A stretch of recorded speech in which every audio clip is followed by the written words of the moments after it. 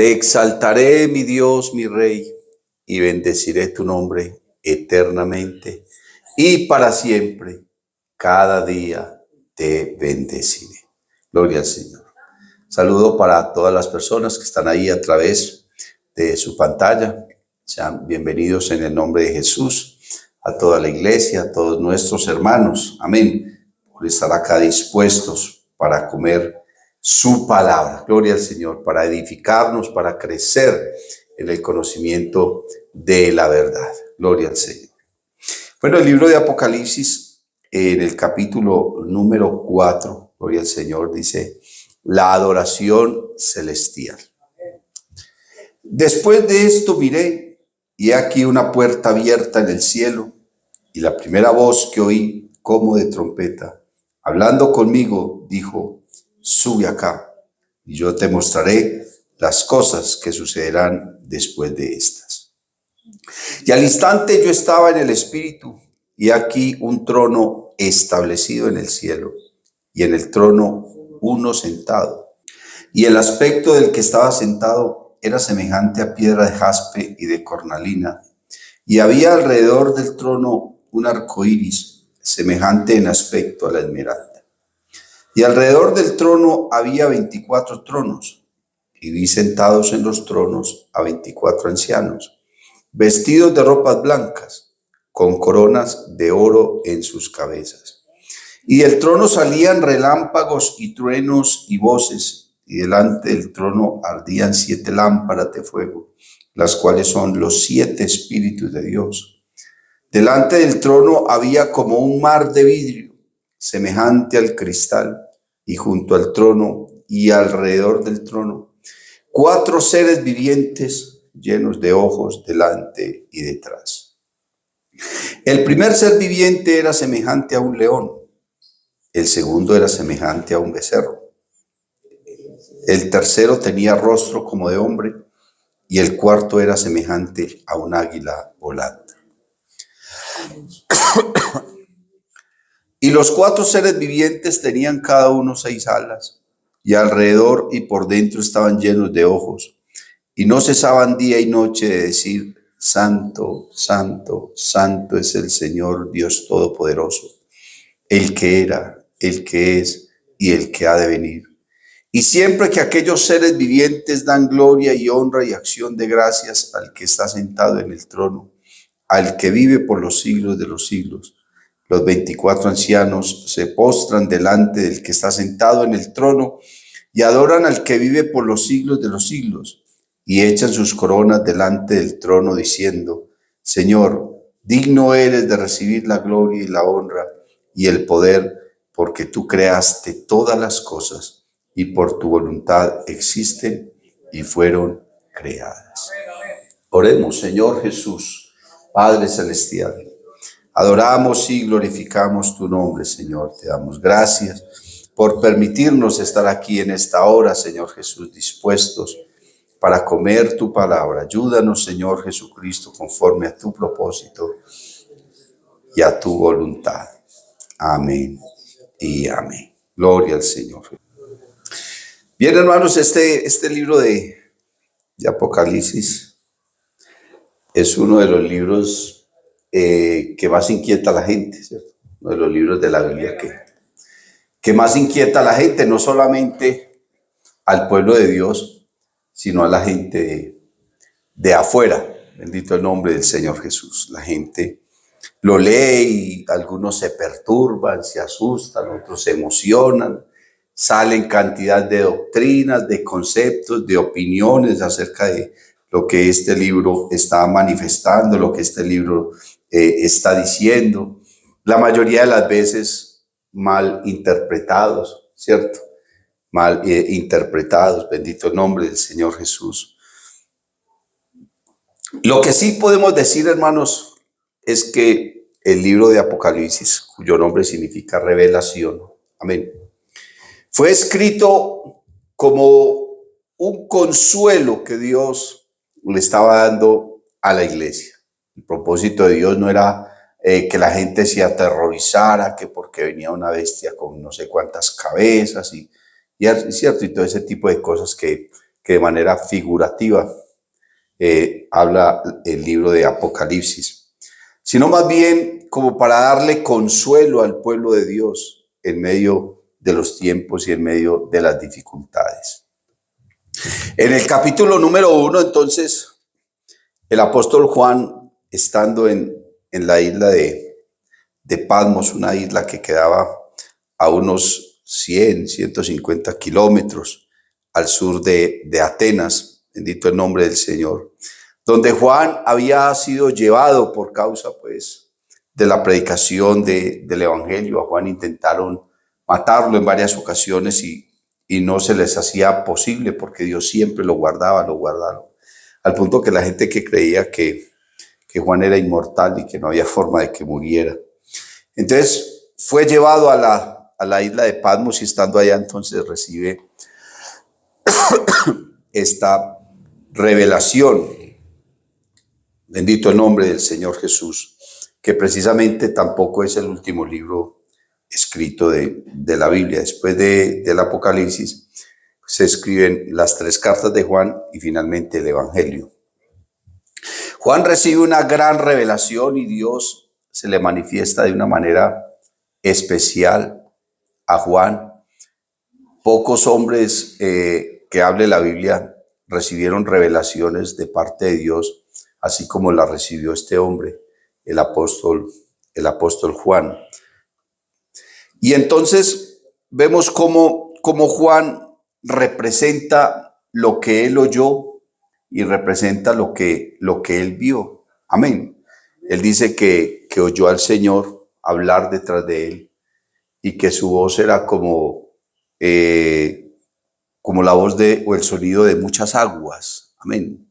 No sé si usted ha tenido la oportunidad de escuchar el estruendo de una caída de agua bien grande, ¿cierto? Eso es un sonido, un ruido que casi ni deja hablar, ¿cierto? De lo estrepitoso que es ese ruido. Él dijo que la voz del Señor era así como el ruido de muchas aguas, y comienza entonces a mirar las características que encuentra cuando ve al Señor. Habla de sus cabellos, habla de sus ojos, habla de sus manos, habla de sus pies, ¿cierto? Gloria al Señor, y lo muestra de una manera gloriosa y maravillosa.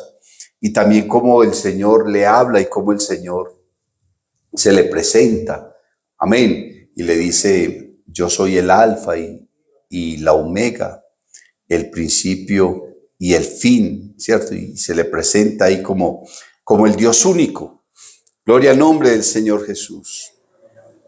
Y entonces Dios le dice: escribe en un libro estas palabras que te voy a dar, y toda esta revelación y todo este mensaje. Y lo primero que Dios comienza a hablarle es de 7 periodos por los cuales la iglesia tiene que pasar. No 7 iglesias, es una sola iglesia que pasa por diferentes periodos que ya los estudiamos, que ya los vimos. Y que precisamente el último de ellos es el mensaje a la Odisea, o sea, la última iglesia. La palabra la Odisea significa los derechos, donde se declara, ¿cierto? Se hace la Declaración Universal de los Derechos Humanos. Tiene mucho que ver con eso. Gloria al nombre del Señor Jesús.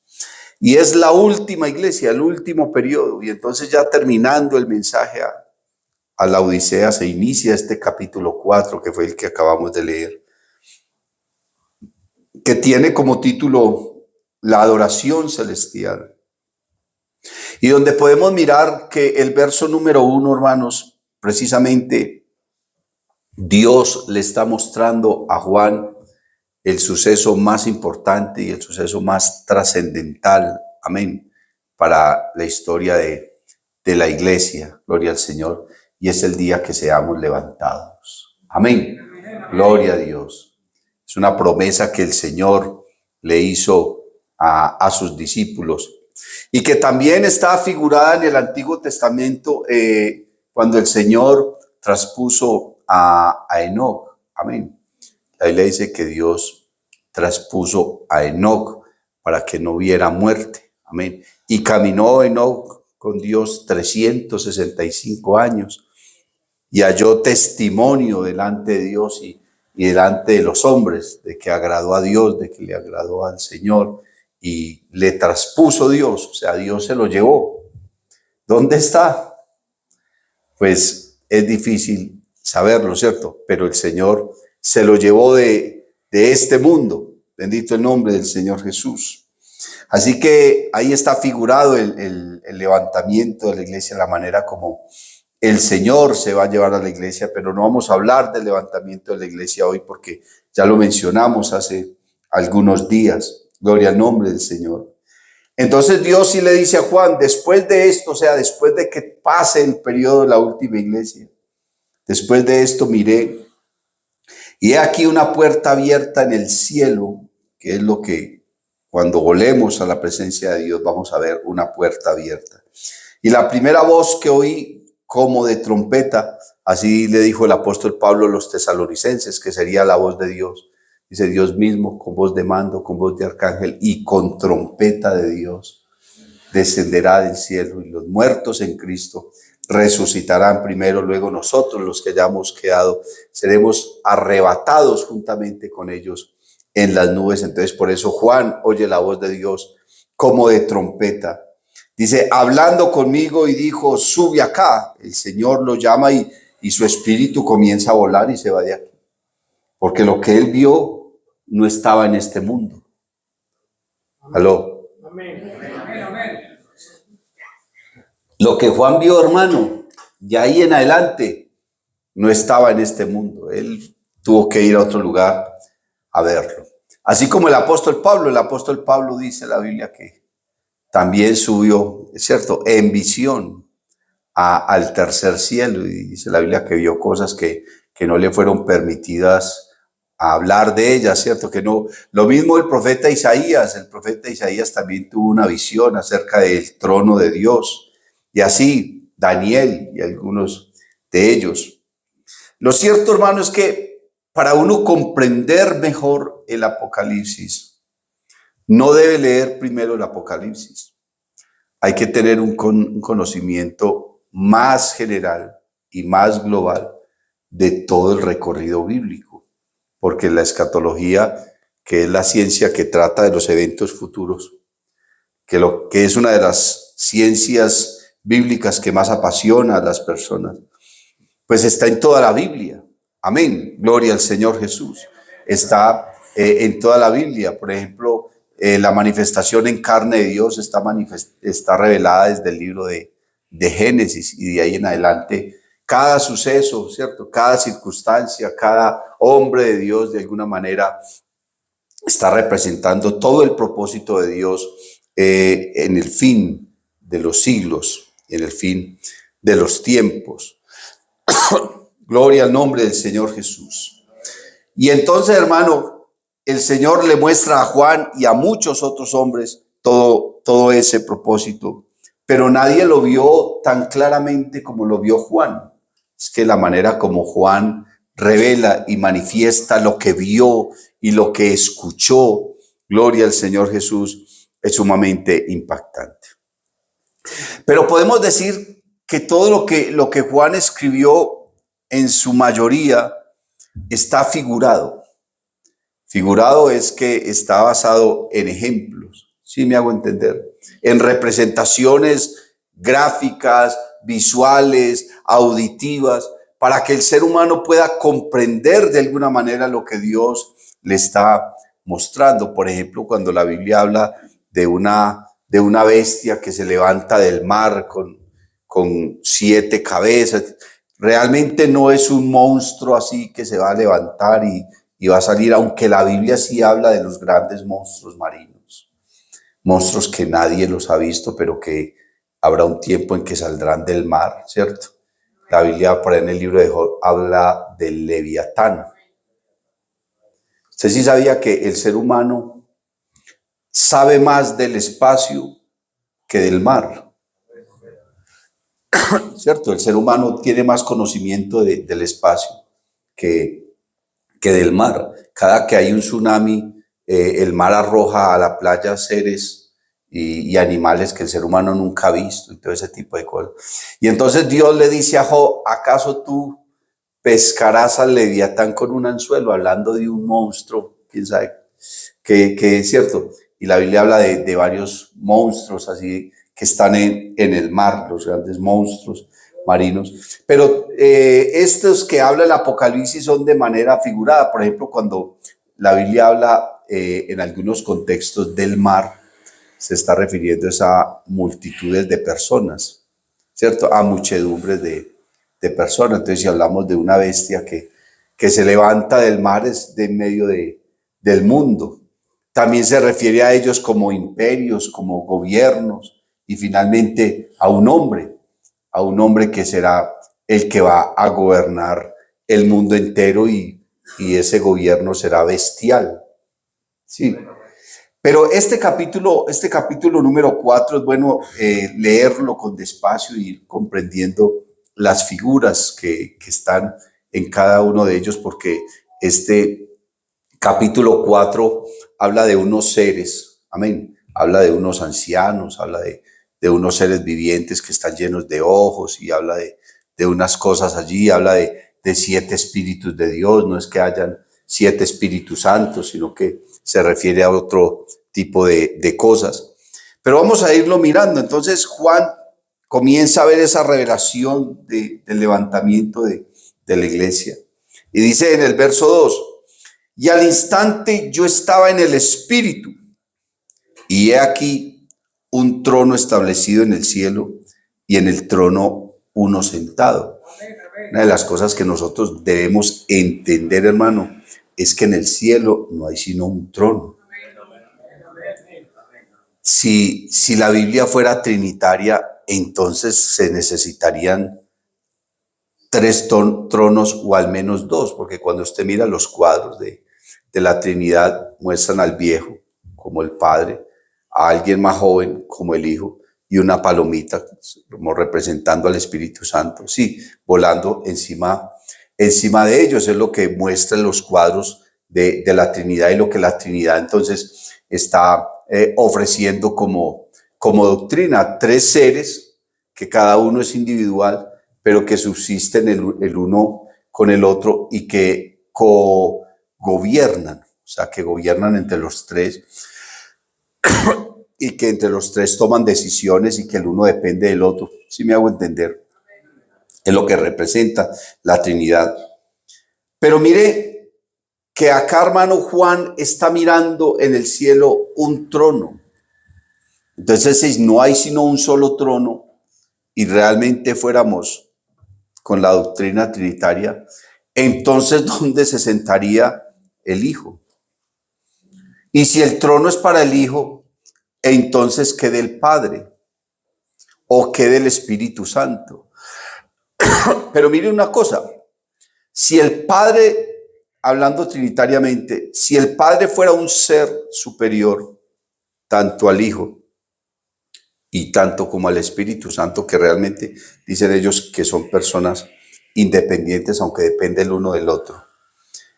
Cuando la Biblia dice que no hay otro nombre bajo el cielo dado a los hombres sin que podamos tener salvación, y dice, para que en el nombre de Jesús se doble toda rodilla de lo que hay arriba en el cielo. Y ese todo es una palabra, es un término absoluto, sin excepción, que encierra todo. Entonces, si miramos textualmente ese versículo, para que en el nombre de Jesús se doble toda rodilla de lo que hay arriba en el cielo. Entonces tendríamos que decir que si el Padre está en el cielo y al nombre de Jesús se tiene que doblar toda rodilla, si el Padre es superior al Hijo, entonces el Padre se va a arrodillar ante el Hijo. Es un absurdo decir ese tipo de cosas. Sí me hago entender, hermano. Es más fácil creer y es más fácil entender que Dios es uno y que Dios se ha manifestado de muchas formas. Dios se le manifestó a Moisés en una zarza ardiendo, pero Dios no es una zarza. Amén. Y aunque la Biblia habla de Dios como fuego consumidor, Dios no es fuego, ¿cierto? Dios no es candela, Dios es un ser, es un espíritu. Bendito el nombre del Señor Jesús. Y así sucesivamente, Dios no es una paloma.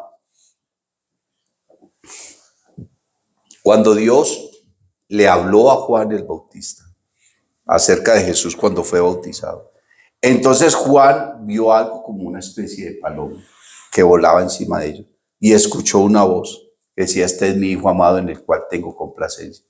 Entonces no podemos decir que Dios es una paloma. No, Juan cuando vio, ¿cierto? Vio una representación de una paloma, como para él entender que venía de arriba lo que estaba oyendo. Gloria al nombre del Señor Jesús. Pero no podemos decir que el Espíritu Santo es una paloma, porque el Espíritu Santo es un espíritu. No tiene una forma corpórea y mucho menos de un animal, así huele. ¿Sí me hago entender? La Biblia habla de los pies, de las manos, de la cabeza del Señor, pero Dios en su gloria no tiene ni pies, ni manos, ni cabeza, porque Él es un espíritu. Cuando la Biblia dice que Él nos hizo a imagen y semejanza, no quiere decir que nos hizo a imagen y semejanza suya en cuanto al cuerpo físico. No, porque Dios es un espíritu. ¿Y qué forma tiene un espíritu? No sabemos, porque nadie lo ha visto jamás. En su gloria nadie lo ha visto jamás. Pero Juan está diciendo que vio un trono y uno sentado en el trono. Y cuando Moisés hablaba con Dios, hablaba con uno solo. Y el profeta Isaías también vio una visión. Amén. Y dice: cuando murió el rey Usías, vi yo al Señor sentado en un trono alto y sublime. No dice a los señores o a la Trinidad, vi al Señor, hablando de uno solo. Y hablando del Señor, entonces el apóstol Pablo dice que el Señor Jesucristo es el Espíritu. Amén. Y habla también de que el Espíritu es el Señor, hablando de que es el gobernador y el rey de todo y el creador de todas las cosas. Juan entonces levanta la mirada y lo primero que ve en el cielo es un trono. Amén. Y en el trono ve a uno sentado. Alabanzas al nombre del Señor Jesús. Y el verso 3 dice: y el aspecto del que estaba sentado era semejante a piedra de jaspe y de cornalina. Está hablando de piedras preciosas. ¿Por qué? Refiriéndose a su hermosura. Que usted lee el capítulo 1 del mismo libro de Apocalipsis. Entonces Juan comienza a representar también a través de algunas piedras preciosas la belleza del Señor. Sí, cómo las piedras preciosas son tan codiciadas, tan costosas, tan difíciles de conseguir, y cuánta gente se muere por una piedra de esas, ¿cierto? Alguien se encuentra un diamante, eso vale, imagínense. De pronto para el que lo encontró no valga tanto, pero vaya, véndalo en el mercado, ¿cierto?, internacional. ¿Cuánto vale un diamante? Y cualquier joya que tenga diamantes o esmeraldas son sumamente costosos. Entonces, Juan se refiere a él, a su aspecto, como piedra de jaspe y de cornalina, hablando de piedras preciosas. Es refiriéndose a su hermosura. ¿Por qué? Porque Dios no es una piedra. Dios es un espíritu, y no que fue tan hermoso lo que él vio, que él dijo: y bueno, ¿y yo cómo hago para manifestar esta belleza tan grande? ¿Cómo digo que a qué se parece tan hermoso? Entonces seguramente en su brillo, en su fulgor, en su esplendor, en su magnificencia, lo compara a algunas piedras preciosas. Y dice: y había alrededor del trono un arco iris semejante en aspecto a la esmeralda. O sea que el Señor, detrás del Señor se levantaba como un reflejo, como un esplendor tan glorioso, un esplendor como de colores, y él también lo compara con una piedra preciosa. Aquí viene, hermano, algo que es necesario que nosotros podamos entender con mucha atención. Verso 4. Y alrededor del trono había 24 ancianos y vi sentados en los tronos a 24 ancianos, vestidos de ropas blancas, con coronas de oro en sus cabezas. Entonces, alrededor del Señor habían 24 tronos y en los tronos 24 ancianos sentados, gloria al Señor Jesús. Realmente la Biblia no dice a ciencia cierta quiénes eran esos 24 ancianos. No dice el nombre de ellos, dice que había 24 ancianos. Si habla de ancianos, está hablando de personas de experiencia, ¿cierto? De vivencias, de una cantidad de cosas. Algunos especulando dicen, no, son los 12 apóstoles y los 12 patriarcas. Puede que sí, puede que no. Porque si hablamos de méritos y de honra, pues ahí podría estar Moisés, podría estar Abraham, podría estar Daniel, ¿cierto? Podría estar Elías, podría estar Job, Isaac, podríamos hablar de Daniel, ¿cierto? Podríamos hablar de una cantidad de personas que podemos decir, no, estarían ahí, pero si son los 12 hijos de Jacob, es posible que sí, como es posible que no, pero la Biblia no narra eso. Y si hablamos de los 12 apóstoles, ¿usted sí cree que hubo 12 apóstoles? ¿Ah? ¿Cuántos apóstoles cree usted que hubo? 12. ¿Y quién es el apóstol número 12? El apóstol número 12 era Judas, pero Judas se murió. Entonces, ¿qué hicieron los apóstoles para nombrar el otro apóstol? Escogieron a Matías. Pero después de ellos se levantó otro apóstol que los borró a todos, por decirlo así coloquialmente, que fue Pablo. Amén. Entonces no fueron 12, fueron 13. Porque el requisito para ser apóstol era haber visto al Señor vivo. Entonces cuando usted lee el capítulo 1 de los Hechos de los Apóstoles, cuando fueron a nombrar uno de los apóstoles, ellos comenzaron a decir que se necesita alguien que fuera testigo de la resurrección del Señor. Hoy en día cualquier persona se levanta por ahí y dice, no, yo soy un apóstol. Sí, es que usted vio al Señor resucitado. No lo ha visto. Nosotros no lo hemos visto, nosotros lo creemos por la fe. Pero estos hombres sí vieron al Señor resucitado. Ellos sí experimentaron y fueron testigos presenciales de la resurrección del Señor. De manera que el único hombre que vio al Señor sin haber visto su resurrección después de que el Señor resucitó fue Pablo. Porque mire cómo el Señor se le manifiesta a Pablo, camino a Damasco. Entonces Pablo vio al Señor resucitado. Amén. No sabía quién era.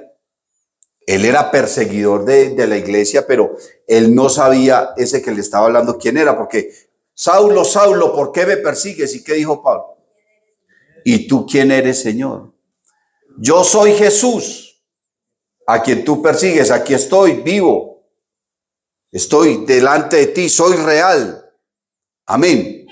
Y entonces por eso Pablo ahora llenó el requisito para ser apóstol. ¿Por qué? Porque fue testigo de la resurrección del Señor. Gloria al nombre de Jesús. Nosotros somos testigos de la resurrección de Cristo, pero nosotros no lo hemos visto. En cambio, Saulo no solamente lo vio, sino que vio. Y lo que vio fue tan glorioso que quedó ciego. ¿Cierto? Se quedó ciego. Pero mire usted que los que estaban con él oyeron, pero no vieron nada. Entonces no se puede decir que fueron testigos realmente, porque ellos no vieron nada. Entonces, si decimos que los otros 12 de los 24 ancianos son los apóstoles, entonces ¿a quién cabecearon ahí? ¿A Matías? No, porque Judas realmente fue discípulo, pero no llegó a ser apóstol, porque él se murió. Él no fue testigo de la resurrección de Cristo porque Judas murió antes que el Señor, ¿cierto? Judas fue discípulo, pero no fue apóstol. Entonces, ¿a quién sacamos de la lista? ¿A Pablo? ¿A Matías? ¿O a los grandes hombres que se han levantado después de los apóstoles en adelante, como Timoteo, como Epafrodito, ¿cierto? Y algunos otros que menciona la palabra de Dios?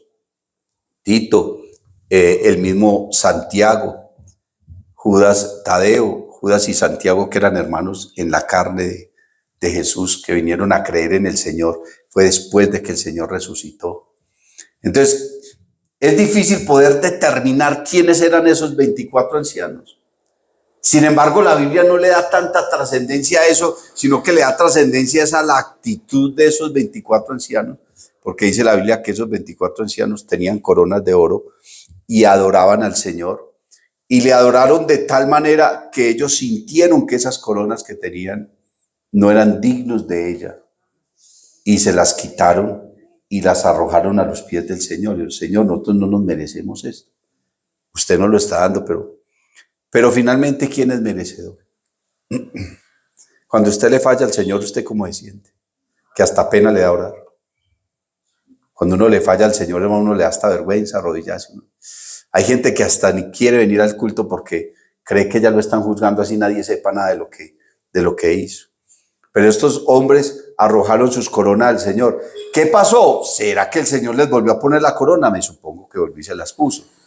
Y no sé si se volvió ahí una redundancia cíclica, ellos tirándole y el Señor poniéndole la otra, pero ellos no se sentían dignos. Quiere decir que esos ancianos fueron hombres, porque eso sí podemos determinar. Fueron hombres que estuvieron en esta tierra y vivieron y lucharon por su salvación y conocieron a Jesucristo y conocieron la verdad y conocieron el evangelio y conocieron la palabra, pero fueron pecadores que el Señor los perdonó y por eso se sentían indignos, porque fueron pecadores. Pero no quisiera yo centrarme en esos 24 ancianos porque toda esta tipología y toda esta simbología la vamos a necesitar en el transcurso del estudio del Apocalipsis. Bendito el nombre del Señor Jesús. Pero sigue diciendo el verso 5, y del trono salían relámpagos y truenos y voces, o sea, había un murmullo entre todos los que estaban ahí, la gente estaba hablando, la gente estaba adorando. Recuerde que la iglesia acababa de ser levantada. Amén. Y entonces dice, y delante del trono ardían 7 lámparas de fuego, las cuales son los 7 espíritus de Dios. Son 7 lámparas figurativas, porque está hablando de los 7 espíritus de Dios. Entonces, si nosotros fuéramos trinitarios o mucho más allá, creeríamos en muchos dioses. Entonces diríamos que no hay un Espíritu Santo sino 7, porque aquí está hablando de 7 espíritus de Dios, como si hubiesen 7 espíritus alrededor del Señor. Cuando uno mira, por ejemplo, hermanos, en el libro de Isaías, el capítulo número 11, amén, el capítulo 11 de Isaías, dice, hablando del Señor Jesús, porque este texto está hablando del Señor Jesús, saldrá una vara del tronco de Isaí y un vástago retoñará de sus raíces. Está hablando de la venida del Señor por primera vez. Ese vástago y ese retoño es el Señor. ¿Por qué? ¿Quién era Isaí? No es Isaías, sino Isaí. Isaí era el padre del rey David, ¿cierto? Y el Señor Jesús es descendiente ¿de quién? Del rey David. De hecho, la gente, para reconocer al Señor Jesús, le decía, Jesús, hijo de David, ¿cierto? Entonces, el que reconocía al Señor, y cuando al Señor lo llamaban con esa expresión, él ahí mismo se detenía, no importaba quién lo estaba llamando.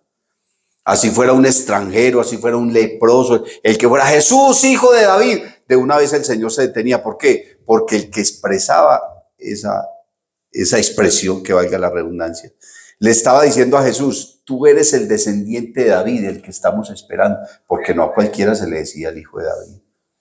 Entonces decirle a Jesús, hijo de David, es decir, tú eres el rey de Israel. Nosotros lo leemos y para nosotros no tiene tanto sentido, pero para el pueblo de Israel decirle a Jesús, el hijo de David, ¿cierto? Y David tuvo muchos hijos, pero está hablando de el hijo, porque Dios le había prometido a David que de su descendencia vendría el Mesías. Alabanzas al nombre de Jesús. Entonces dice el verso 2 del capítulo 11, hablando de Jesús. Y reposará sobre él el espíritu de Jehová, espíritu de sabiduría y de inteligencia, espíritu de consejo y de poder, espíritu de conocimiento y de temor de Jehová. Gloria al nombre del Señor.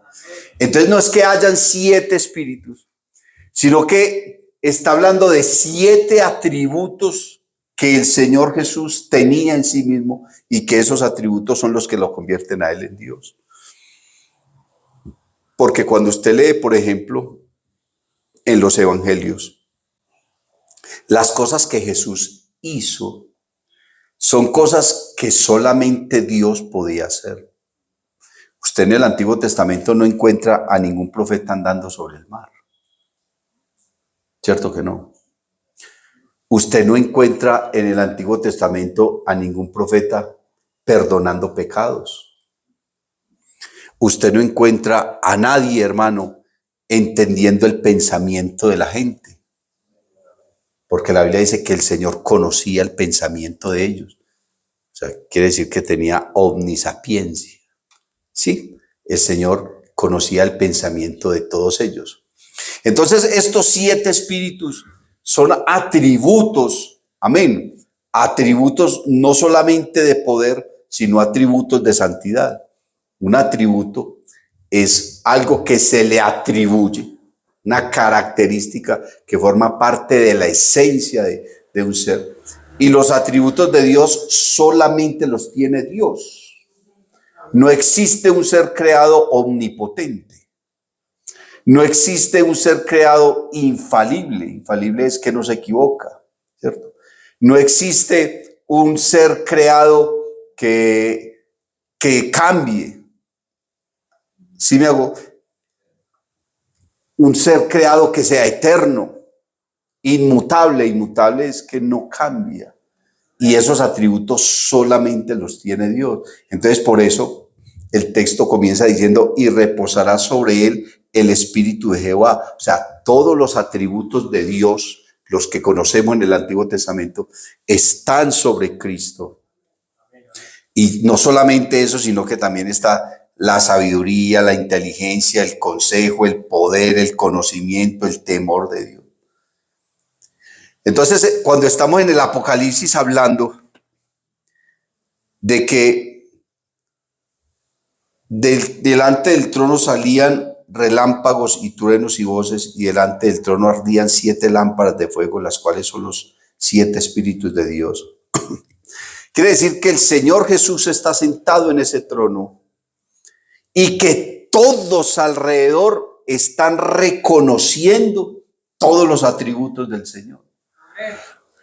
Mira, cuando el Señor Jesús resucitó, Él se presenta delante de los discípulos y les dice, toda potestad me es dada en el cielo y en la tierra. Amén. Cuando dice toda potestad me es dada, no está queriendo decir que a Él le dieron, porque potestad es poder. ¿Sí? Es poder. Entonces, él no está diciendo, a mí me dieron poder. Porque si a Él le dieron poder, quiere decir que hubo alguien mayor que Él que le dio el poder. ¿Sí me hago entender? Y si Jesús es solo Dios y no existe otro, entonces ¿quién le dio ese poder? Es un poder que Él tenía ya en sí. Pero cuando dice toda potestad me es dada, lo que realmente está queriendo decir es toda potestad me es reconocida. Mire, hermano, cuando el hombre pecó en el huerto, que el Señor Jesucristo dijo, porque el Hijo del Hombre vino a buscar y a salvar lo que se había perdido. En el huerto se perdieron muchas cosas. No solamente se perdió el hombre, no solamente perdió la vida eterna, no solamente perdió su relación con Dios, sino que sus criaturas dejaron de reconocer, sobre todo las criaturas que pecaron, dejaron de reconocer la potestad de Dios, porque realmente el pecado consiste en darle la espalda a Dios, desconocerlo, ¿cierto? La incredulidad, el hecho de no creer en Dios, es darle la espalda a Dios y es no reconocer que Él es el ser supremo, que Él es el creador, que Él es el salvador, que Él es Dios, que Él es el rey, que Él es el Señor, que Él es el dueño de todas. El ser humano dejó de reconocer. Amén. Dejó de reconocer la grandeza y la gloria de Dios. Eso fue una de las cosas que se perdieron en el huerto. Cuando el Señor, hermano, está en la cruz del Calvario, entonces suceden algunas cosas. El sol se oscurece, ¿cierto? Hay un terremoto. Las piedras se parten. Los sepulcros se abren y resucitan muchos santos. Y mire que uno de los hombres pecadores que estaban ahí burlándose del Señor, echando suerte sobre sus vestidos, entonces se expresa y dice, verdaderamente este hombre era hijo de Dios. Comienza a reconocer. Y de ahí en adelante el ser humano que va creyendo en Dios tiene que reconocer. Cuando tú eras inconverso, tú no reconocías eso. Es posible que usted creyera en Dios, pero usted no le daba la gloria a Dios. Sí me hago entender, hermano.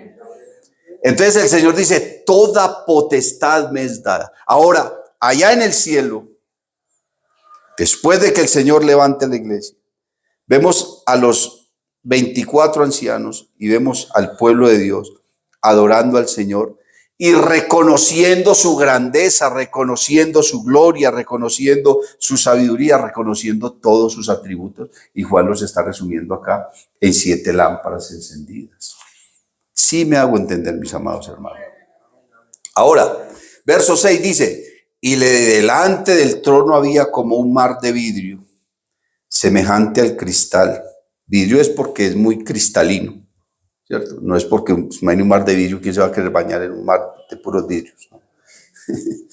Es algo cristalino, ¿cierto? Algo cristalino, agua muy pura seguramente, semejante al cristal. Y junto al trono y alrededor del trono, mire aquí una de las cosas que más me maravilla a mí. Y alrededor del trono, 4 seres vivientes llenos de ojos delante y detrás.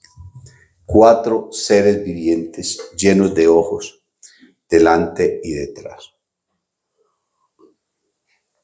He escuchado cantidad de definiciones de quiénes son esos 4 seres vivientes. Pero vamos a mirar por la palabra. Porque aquí no se trata de especular o de que yo me inventé esto o que tenga argumentos basados no sé en qué, no. Vamos a basarnos en la palabra de Dios. Lo primero que debemos entender es que en la Biblia encontramos 4 libros que son llamados los evangelios.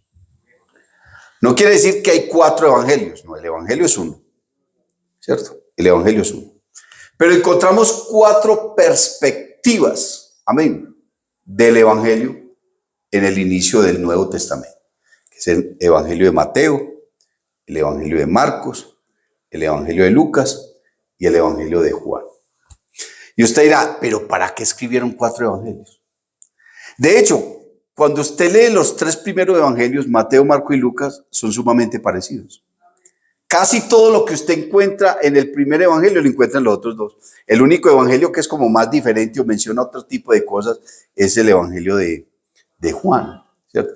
Que el evangelio de Juan no habla tanto de los milagros del Señor, sino que habla más bien de su grandeza, de su gloria. Muy pocos milagros menciona Juan y los milagros que Juan menciona son solamente para resaltar y exaltar la divinidad del Señor. Por ejemplo, el evangelio de Juan habla de que el Señor transformó el agua en vino. ¿Quién hace eso? Eso no lo hace un profeta. Porque cambiar el agua en vino es cambiar un reino por otro. Yo no sé si usted fue a la escuela y a usted en la escuela le enseñaron que estaba el reino animal, que estaba el reino mineral, ¿cierto? Le enseñaron los reinos. El agua pertenece al reino mineral, pero el vino es el reino de las plantas, el reino vegetal, porque el vino se saca desde la uva. Entonces, cuando el Señor convierte el agua en vino, Quiere decir que está cambiando un elemento del reino mineral y lo está transformando en el reino vegetal. Eso es una cosa increíble. O sea, nosotros lo hablamos aquí, de pronto no es tan... Pero si usted hablara con un científico, le diría, eso no se puede. Porque los minerales son seres inertes. El agua se mueve, pero no se mueve por sí misma, se mueve por la fuerza de gravedad que la impulsa, ¿cierto? Y el agua produce vida, pero el agua como tal está compuesta de dos elementos que son del reino mineral, el hidrógeno y el oxígeno, ¿cierto? Pero las plantas sí pertenecen al reino vegetal y las plantas son seres vivos. Entonces, ¿cómo conviertes un ser inerte en un ser vivo? ¿Quién hace eso? Solo lo hace Dios. Entonces, el Evangelio de Juan resalta más la divinidad del Señor. Si vamos al Evangelio de Mateo, siempre que usted estudia a profundidad todas estas cosas, y aún se puede meter a internet y lo que quiera, el Evangelio de Mateo está figurado por la cabeza de un león. ¿Por qué? Porque el Evangelio de Mateo resalta es el hecho de que el Señor Jesús es un rey. Pero el Evangelio de Mateo fue escrito para el pueblo de Israel. Usted lee el Evangelio de Mateo y el Evangelio de Mateo procura es demostrar siempre que Jesús estaba profetizado en los profetas en el Antiguo Testamento y que Él es el rey de Israel, ¿cierto? Que el Evangelio de Mateo resalta al Señor cuando entró a la ciudad de Jerusalén en un burrito, ¿cierto? Y la gente lo ovacionan como un rey, ¿cierto? Como el rey que había de venir. Entonces el Evangelio de Mateo resalta a Jesús como rey, pero lo representa como un león, como la cabeza de un león. ¿Por qué? Porque Cristo es ¿qué? El león de la tribu de Judá. Gloria al nombre del Señor Jesús. Porque Israel, que antes era Jacob, él profetizó sobre sus hijos. Amén. Él profetizó sobre sus hijos. Y entre esas profecías le dijo a Judá, que era uno de sus hijos, que de él vendría ¿quién? Silo, el pacificador. ¿Y quién es Silo? Es el Señor Jesús. Sí, me hago entender. Son profecías que están en el Antiguo Testamento. Entonces, el Evangelio de Mateo fue escrito para los judíos, pero no para todos los judíos, sino para los judíos cristianos, porque los judíos normales no iban a leer. Es más, rechazan el Nuevo Testamento. Pero los judíos que se convertían al cristianismo necesitaban saber de Jesús. Entonces Mateo, que fue uno de los discípulos de Jesús, que era cobrador de impuestos, escribió el Evangelio de Mateo y se lo envió a los cristianos judíos, a los que se habían convertido en el aposento alto, porque en el aposento alto los que se convirtieron fueron puros judíos, ¿cierto? Hablaban diferentes idiomas. ¿Por qué? Porque los judíos, recuerde esto y métaselo en su cabeza, que esto le va a servir mucho. Los judíos son judíos por descendencia, no por nacionalidad. Sí, tú eres colombiano porque naciste acá, así tus padres sean de otra parte. Pero los judíos son judíos, así hayan nacido en cualquier parte. Lo importante es que o el papá o la mamá sean judíos. Ellos son judíos por descendencia. Por eso en el capítulo 2 de los Hechos encuentras ahí judíos de todas partes del mundo. Entonces, el Evangelio de Mateo es escrito para los judíos que se convirtieron al Evangelio y es representado como la cabeza de un león. El segundo era semejante a un becerro. Amén. Que es el Evangelio de Marcos. El Evangelio de Marcos está representando el servicio del Señor. El Señor dice que Él no vino a ser servido, sino que vino a servir. El Evangelio de Marcos resalta es al Señor como un siervo, ¿cierto? Y lo representa precisamente, es representado el Evangelio de Marcos como la cabeza de un becerro, mostrando la humildad del Señor.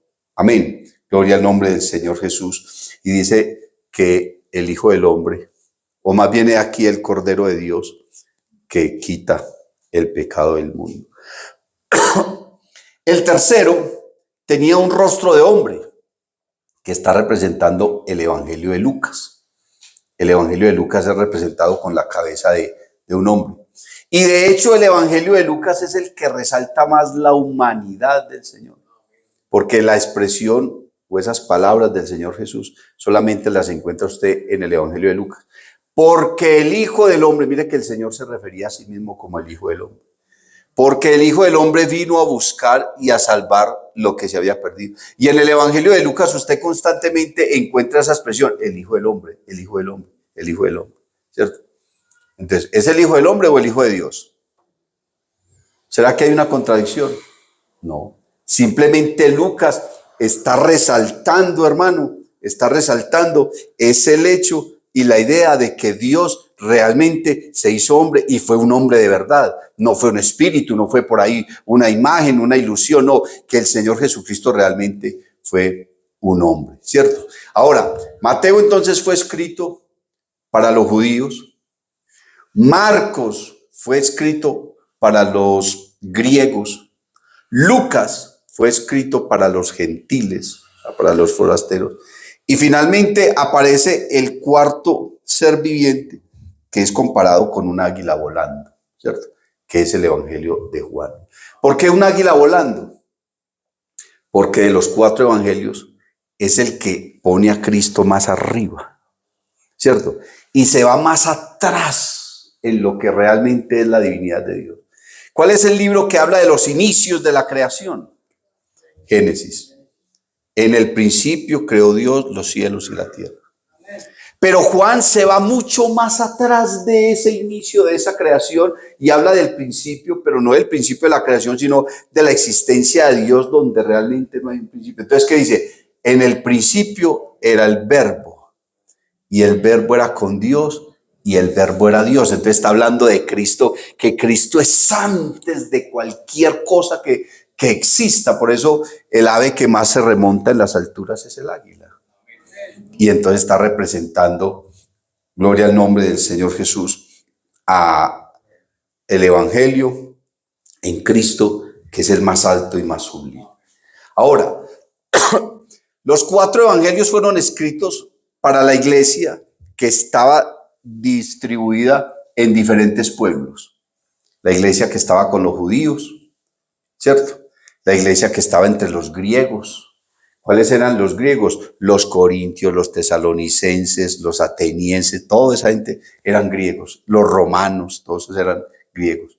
Los gentiles eran los pueblos lejos de otros países, de otras naciones, los pueblos paganos que ni siquiera estaban bajo el régimen de Roma ni nada de esas cosas. Los gentiles, los que creían en los dioses del Olimpo no de Thor y todos esos, Odín, todos esos pueblos paganos eran llamados los pueblos gentiles. La palabra gentil en la Biblia es un término despectivo, ¿cierto?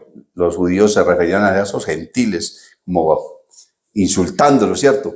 Uno cree que la palabra gentil en la Biblia es que es muy formalito, tan querido, tan especial. No. Era una palabra, por ejemplo, nosotros decir forastero, extranjero, este no es de aquí, váyase de aquí. Entonces los judíos le decían así a las personas que venían de otras partes, son gentiles. Y el Evangelio de Juan es escrito entonces para la iglesia en general.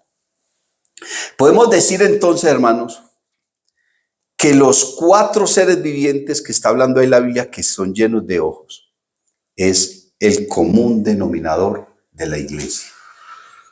¿Por qué?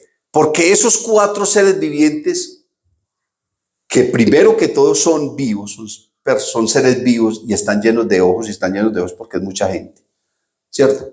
No es que sean fenómenos que hay en el cielo, no, eran seres vivos. Cuando usted mira el capítulo 5, a partir del verso 8, nos da claridad de quiénes eran esos cuatro seres vivientes. Mire lo que dice. Y cuando hubo tomado el libro, los cuatro seres vivientes y los 24 ancianos se postraron, o sea, tenían pies y tenían rodillas, ¿cierto? Porque no se pueden postrar. Se postraron delante del Cordero, Todos tenían arpas, o sea que tenían manos para tocar. ¿Sí? Tenían arpas y copas de oro llenas de incienso. Y esas copas de oro son las oraciones de los santos. O sea que la iglesia, cuando esté allá, cada uno va a tener una copa. Y en esa copa van a estar todo lo que usted oró en el mundo cuando estuvo aquí. Todo lo que usted oró, ahí. No existe oración que Dios no haya almacenado ni guardado. La oración Dios la almacena y la guarda en una redoma y luego te la va a entregar a ti en una copa ahí llenita con todas tus oraciones. Y sigue diciendo, verso 9. Y cantaban un nuevo cántico, quiere decir que los seres vivientes no solamente tenían ojos, sino que tenían boca para cantar. ¿Sí? Y cantaban un nuevo cántico diciendo, mire pues lo que cantaban. Digno eres de tomar el libro y de abrir sus sellos, porque tú fuiste inmolado. O sea que tenían memoria, porque ellos recordaron que el Señor había sido inmolado. Y con tu sangre, escuche, nos has redimido para Dios de todo linaje y lengua y pueblo y nación. ¿Quiénes son los redimidos? ¿Existe alguien aparte de los seres humanos que sean redimidos? ¿Los ángeles fueron redimidos? ¿Los demonios fueron redimidos? ¿Existe algún ser en el cielo que haya sido redimido? Los únicos redimidos somos usted y yo, hermano. Y dice que los 24 ancianos y los 4 seres vivientes cantaban un nuevo cántico diciendo, digno eres de tomar el libro y de abrir sus sellos, porque tú fuiste inmolado y con tu sangre nos has redimido para Dios de todo linaje y lengua y pueblo y nación. O sea, no necesito uno argumentar demasiado para entender que esos 4 seres vivientes, la iglesia, que está dividida en 4 grupos, ¿cierto? El de los judíos, el de los gentiles, el de los griegos, en fin. Gloria al nombre del Señor Jesús. Y sigue diciendo, y nos has hecho para nuestro Dios reyes y sacerdotes. ¿Qué dijo Pedro? Que quiénes son los reyes y los sacerdotes. Mas vosotros sois linaje escogido, real sacerdocio, nación santa, pueblo adquirido por Dios, para que anunciéis las virtudes de aquel que os llamó de las tinieblas a su luz admirable. ¿Quiénes son los verdaderos reyes y sacerdotes? No es la iglesia, no somos nosotros. Y Juan en el capítulo 1 dice que Dios nos ha hecho para él reyes y sacerdotes. Y nos has hecho para nuestro Dios reyes y sacerdotes y reinaremos sobre la tierra. Alabanzas al nombre del Señor Jesús. Y ahí ya en el verso 11 aparecen los ángeles. Y miré y oí la voz de muchos ángeles alrededor del trono y de los seres vivientes. Pero mire que habla de los ángeles alrededor de los seres vivientes. O sea, que no los está involucrando, solamente que están allá mirando. ¿Sí me hago entender? Cuando nosotros entremos al cielo, va a haber como una especie de tapete rojo y el Señor allá sentado. Y nosotros vamos a caminar por ese tapete cantando alabanzas, cantando el coro celestial y marchando como la desposada del Señor, vestida de lino fino, blanco y resplandeciente. ¿Y los ángeles dónde van a estar? Al lado y al lado, mirándonos, anhelando, porque la Biblia dice que los ángeles anhelan participar de esto. Y uno cuando se ve en tentación, cuando se ve en una dificultad, uno dice, ay Señor, qué dicha yo más bien haber sido un ángel para no haber pasado por todo. Pues eso dice uno ahora. Pero cuando estemos allá, antes los ángeles van a anhelar, van a soñar. Amén. Van a desear estar en nuestra posición. Y miré y oí la voz de muchos ángeles alrededor del trono y de los seres vivientes y de los ancianos, y su número era millones de millones. ¿Quiénes? Los ángeles. Millones de millones, que decían a gran voz, el cordero que fue inmolado es digno de tomar el poder, las riquezas, la sabiduría, la fortaleza, la honra, la gloria y la alabanza. Y a todo lo creado que está en el cielo, ahí sí ya los involucra a todos, y sobre la tierra y debajo de la tierra y en el mar, que es el mundo, y a todas las cosas que en ellos hay, oí decir, al que está sentado en el trono y al cordero sea la alabanza, la honra, la gloria, el poder por los siglos de los siglos. Y los 4 seres vivientes decían amén, y los 24 ancianos se postraron sobre su rostro y adoraron al que vive por los siglos de los siglos. Y se cumple el Salmo. Porque nosotros creemos que el Salmo ya se cumplió. El Salmo se va a cumplir es allá. Todo lo que respire, alabe a Jehová. Hoy en día no todo lo que respira alaba al Señor. Hay muchos que respiran que antes lo maldicen o lo niegan. ¿Cierto? Pero aquí dice, todo lo creado alabará al Señor, gloria al nombre del Señor Jesús, y le darán la gloria, la honra y la alabanza. Aleluya. Estemos en pie, hermano, y vamos a darle gracias al Señor Jesús. Y vamos a decirle que cada día nos permita entender más, y si entendemos todas estas figuras, vamos a entender más la palabra del Señor. Cierre sus ojos y levante sus manos. Dios del cielo. Dios te bendiga. Si te ha gustado esta predicación, te invito para que visites mi canal en YouTube y en Facebook, Eduard David Taborda. Suscríbete y activa las notificaciones. Estoy seguro de que esta palabra será poderosa para tu vida.